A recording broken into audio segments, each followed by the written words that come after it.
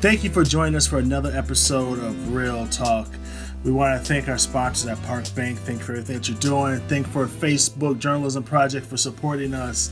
Thank you for everyone who's been supporting us over this time period. I want to also say that we just launched a Black Enterprise Fund with 5 different Black-led organizations trying to fundraise for all of our wonderful organizations, from the Boys and Girls Club of Dane County to Urban League of Dane County, up to MADEM, which is STEM for our kids, which is an awesome work, and to the Massive Black Chamber of Commerce and Mass 365, trying to create unity, but also trying to make sure that we can have the resources to help all those folks in need right now, especially at this time. We meet every week, but again, I say this every time, like a lot has happened. Lieutenant Governor Mandela Barnes, sir, how are you? Hey, man, I'm doing pretty good. How about you? Good. Boy, you Rick Ross in the game, aren't you? Boy, I know. I don't even know when I'm going to cut it. That's not you an official Rick Ross range right now. I know. I was looking at some old pictures, man. I don't know. Who knows? It's a good look, though.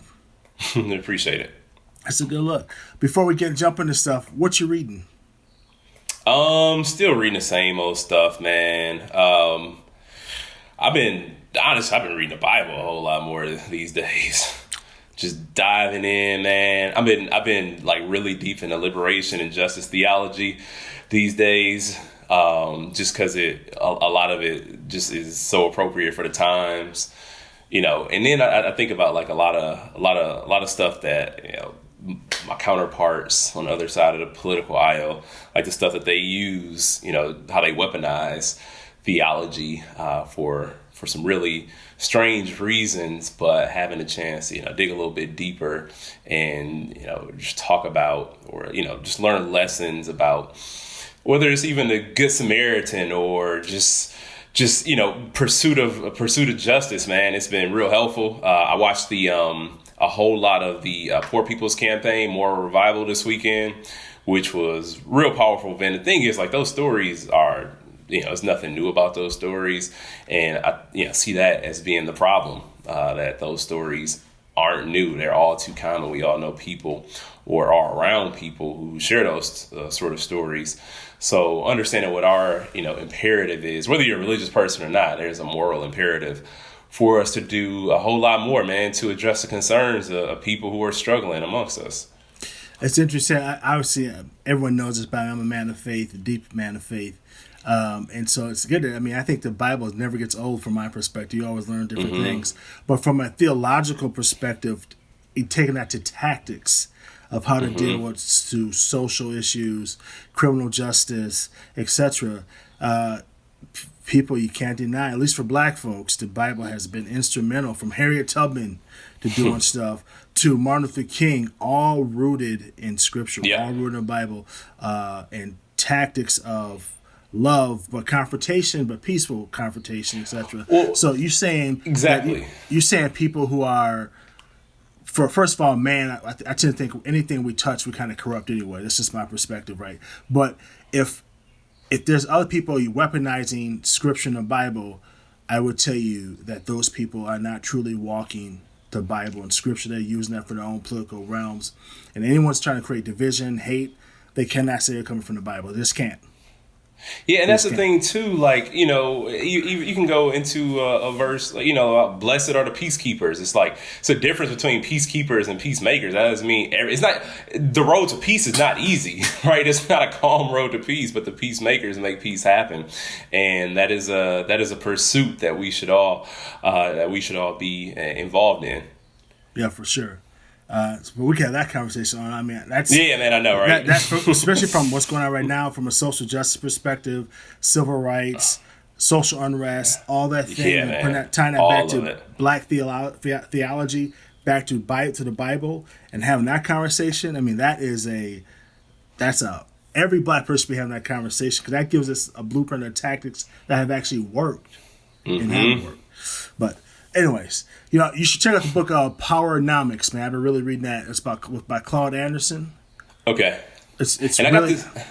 You should check it out. I will, man. I'm looking at this book on my table that I need to read called American Prophets. It's supposed to be pretty good.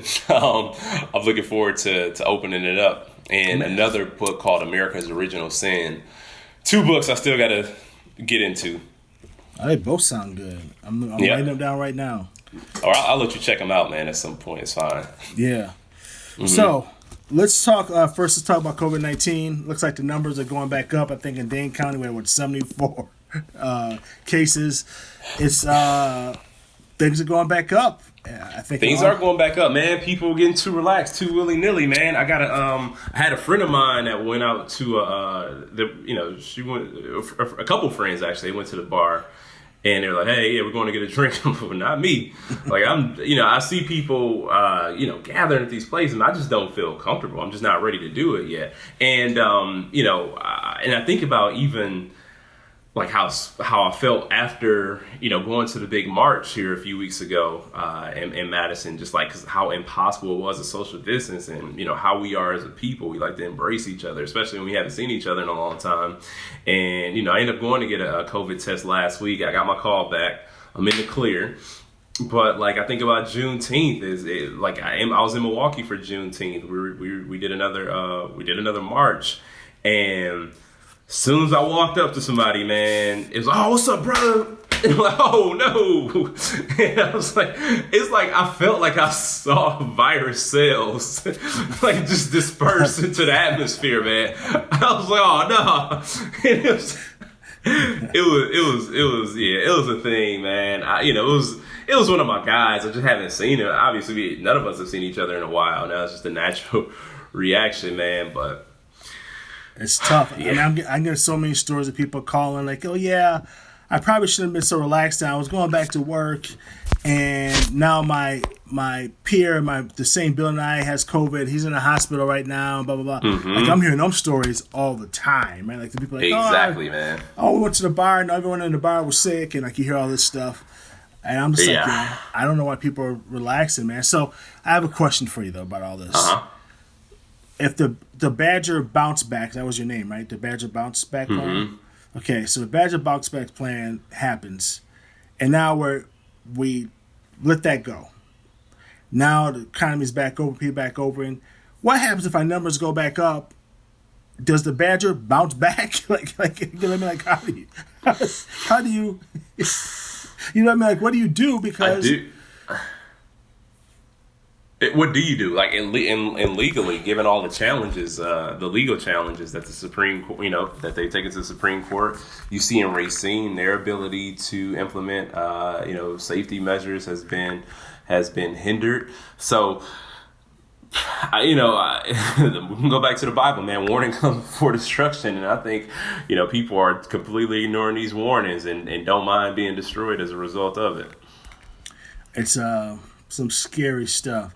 Yeah, we're over 25,000, total cases in the state, almost 750 deaths in Wisconsin. And you look at the map about the states that are climbing back up, like, relatively steady. But that's a problem because we should be going downward. And it's just beginning the summer, really. So, I mean, who knows? Well, that's what I'm saying, man. It's already June. This year's going by fast. It's almost July, right? It'll be September before you know it. Yeah, I just hope people, take some personal responsibility and take care of yourselves. I told my mom. I told my mom yesterday, who's out here trying to be. She's one of them, traditional, hardcore Black woman who believes in serving the community and can't sit still. She's out everywhere. I'm like, Mama, like, you can't be out everywhere. Like, that's not safe. That's not safe. My mom too. My dad. My dad has a bunch of N95 masks. Like, he's been more chill. My mom just acting like she can't sit down somewhere. Yeah, it's my mama too. And then the thing too is a lot of these new cases are young people, or people in their 20s as well. Yeah, like, that's the point to mention, because people are out here, young, want to live their lives. And I heard like some things about like these COVID, like a COVID party where people want to get together just to get it out of the way. What? Yeah, man. Yeah, well, I think I heard that there was 60% of the new cases are under 30 and under. I thought I heard or something like that. Yeah, something like that. Yeah. Which is, anyways, people be safe, be smart, be wise. If you don't care about yourself, care about the people that you might impact if you get sick. I mean, Yep. think about it that way. Okay, so let's hope the Badger doesn't have to bounce back. Let's just hope that, the Badger stays not bounced, deflated. Yeah. So you and the governor talked about some police reform last week. You want to talk a little bit about that? We did. Yeah, I can definitely talk about it, man. We introduced a legislative package, and, this is step one, understanding that I'm not going to have everything covered in this legislative package. I mean, some more things to be included, and include like qualified immunity. You see in Colorado, they passed a qualified immunity bill for law enforcement, and it's on the governor's desk now. But we have, first of all, which is the most important, is because, you call police to respond to crime. Police don't necessarily prevent crime. But investing in community programs, investing in violence interrupters and violence interrupter programs so that we can have people in communities, especially where there aren't a whole lot of jobs, where employment numbers aren't that great, but there is a need and people have relationships and are able to be in a position to interrupt a lot of this and intervene some of this from happening. There's use of force legislation prohibiting dangerous practices, not limited to including but not limited to chokeholds. Law Enforcement Standards Board, and also expanding accountability, creating a civil cause of action for unnecessary summoning a law enforcement officer, like the woman that called the cops on the man that was bird watching, right? Who told her to put her dog on a leash, right? She was the one in the wrong, and she called the police on him. So, like I said, that's a step one. Knowing that there's still so much more to be done, there's a lot of action to be taken at the local level, and we want to work with the same way, with COVID. Like, a lot of this stuff is so relatable, the same way that the legislature is slow to respond to crisis. It's not a crisis they won't sit back and kick their feet up on. So looking at where we are, understanding that the role of local government, our mayors, our county executives, sheriffs, we want to work with them to implement some best practices, because it's going to take all of us together to get to where we need to be. I forgot. That's good, brother, about the reform. And does the legislature have to vote on this, or how does that? That's the thing. Legislature has to vote on it. And, I'm glad you brought that up, too, because I get a lot of people, online, whether it's, and these are people who are on our side. And anytime a state does something, they'll tweet and CC, the other Mandela, Governor Evers. And I'm just like, if you open this story, it'll show you that the legislature passed this package, or the legislature passed this bill. It's not an executive action that got them to that place. So for anybody who's listening, who's ever hit me up, who's ever hit the governor up on social media about things they want to see or things going on in other states, I implore you to please get in touch with your legislators, get a bill on the governor's desk, right? Like, understand where the legislative process and how that relates to the executive branch. We have the power. The governor has the power to sign or veto what comes to his desk. So get a bill to the desk, right? That's the way. That's the process.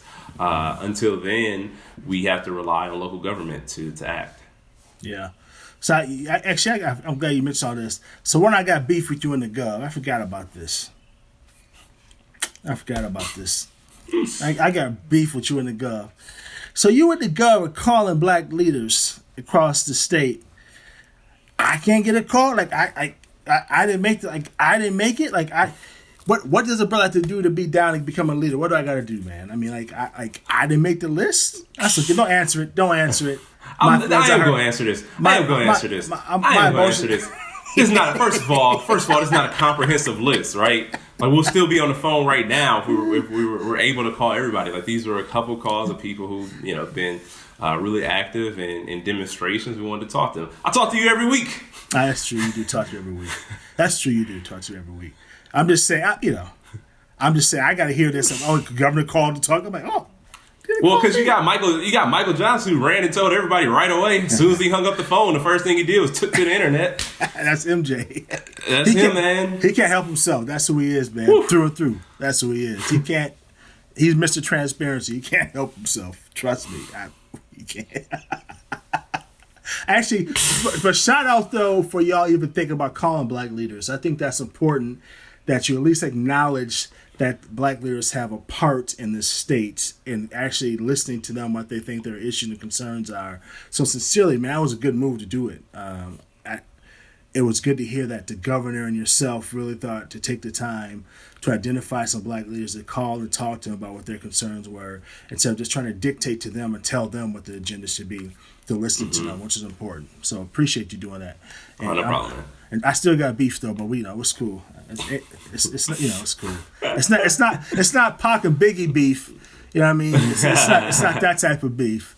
But it's it's not even Jay and Nas, but it's That's fair. All right, it's fair. So you are doing some listening session, man. Like you going around going to listening sessions or virtual listening sessions. Yeah, not really going around, but we are having these listening sessions. For people who may not know, I chair the governor's task force on climate change, and having a chance, we started that last year. We had our meetings. We had our last in-person meeting right before things went on lockdown. But a part of that process is to get a set of recommendations to the governor's desk. And it was supposed to be August, but that got pushed back to the end of October, just given the crisis that we're in and the fact that we aren't able to meet as we want to or would have otherwise been able to. But we are having listening sessions. Our first will be tomorrow because what's important for us to do is get real world perspective from people who have been impacted by climate issues. And there are all sorts of issues across the state, ranging from air quality, water quality, flooding, water temperatures. The list goes on and on and on. And we want to hear from people directly before we just start putting out a set of recommendations without having heard from what people are truly thinking and experiencing in real time. And so the first one is tomorrow from 6 to 8 p.m. There is these are going to be loosely modeled after the governor's budget listening sessions, where people will break out into groups, will based on topics, and we'll have a chance to float around and listen in on each individual group. And you can go on my website to find that. Or actually, there's a climate change website. I forgot the website, but you can go to mine, which is barnes.wi.gov for more information. And there's another listening session Saturday, June 27th from noon to 2 p.m. And the first one is going to highlight sustainability champions, and it's going to include presentations from the city of Milwaukee and the city of River Falls. And so there's going to be representation from the UW system as well. Oh, actually, I do have the website. It's climatechange.wi.gov. Easy website, climatechange.wi.gov. And so you'll be able to find all the information there, and come provide some input if you have a chance to. Is this a task force you creating, or is it a task force? So the governor created the task force. Yeah, the task force has already been created. Comprised of members from all over the state, different professions, different disciplines, different walks of life, different regions. We want to bring as many people to the table as possible. We have environmental advocacy groups. We have utilities, or utility providers, students. The list goes on and on of who's involved in that. Well, that's good luck with those listening sessions, and it's funny, all these things are happening. You forget about climate change. You forget about some of those things, right? Because all this stuff is going on, but you can't put that stuff on the back burner. You have to still address it at the same time, which is going to be tough for a lot of people to do. So before we go, what we watching these days? Man, what was the last thing I watched? Oh man, last night I watched Perry Mason, and it is not the same Perry Mason that I watched with my grandmother. It's a series on HBO. Yesterday was the first episode. So it's kind of grisly. It's kind of grisly. Any black folks in it? Nah. Nope. You saw I got quiet. Mm-hmm. I might check it out though. I like your You know, the series I'm trying to check out is Yellowstone. You ever seen that? I think it's Yellowstone. No. With No, Kevin, I've heard of it though. Oh, Kevin Costner. It's Okay. it's like Godfather-ish, but in cowboy world. Like, you know, it's Okay. it's really good. It can get violent, so you know if you like, it's not for kids, I would say. Yeah, but yeah. It's if you like that type of stuff, the strategic confrontation, family fights, all that stuff. It's really good, man. You should check it out. You should Try to check it out. Yeah. So thank you for your time, brother. Stay safe. Have a good week. I appreciate you. And I appreciate you too, man. Keep Rick Ross in the game. And we'll talk to you next time. And thank you for another episode of Real Talk. And we will see you next time. Thank you again. No doubt, man. Talk to you soon.